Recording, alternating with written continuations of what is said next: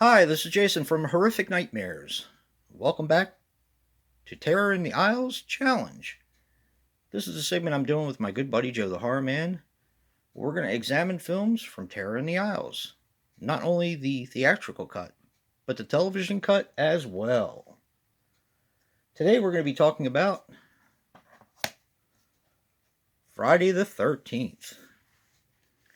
Friday the 13th is a 1980 film which runs approximately 95 minutes and is directed by Sean S. Cunningham.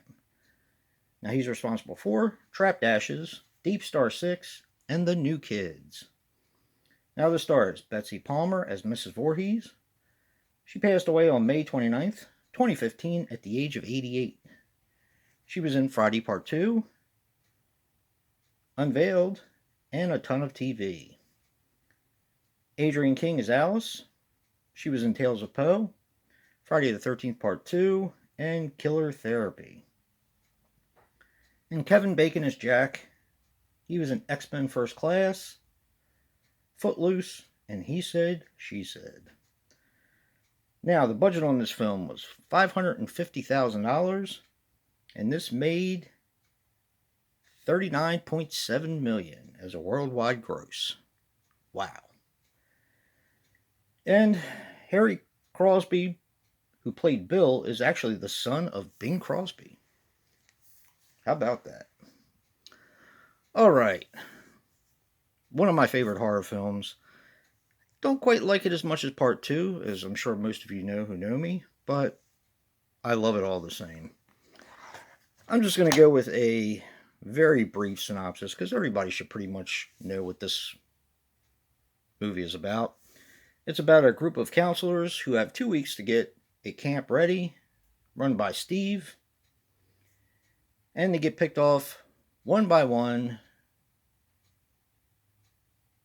with a killer in the woods. That's basically the story in a nutshell.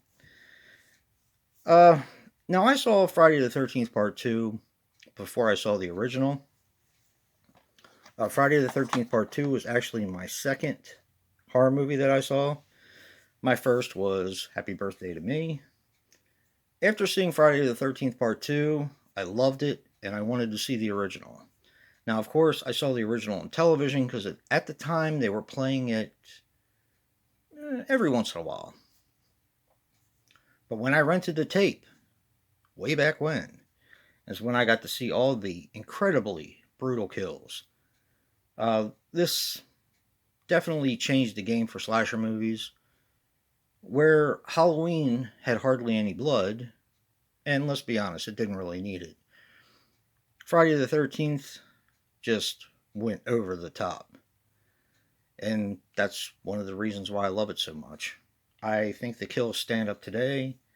I think the story stands up today. The acting is what you'd expect from a slasher movie in the 80s. And a little side note. Of course, Alice was supposed to play in the entire film of Friday the 13th Part 2, but had to decline because she had a stalker of her own and was terrified. So she only did the beginning part, where she was quickly killed. Sorry for the spoiler. Alright, as a recommendation, I'm going to go with a slasher movie with a similar gender killer. And that is Curtains.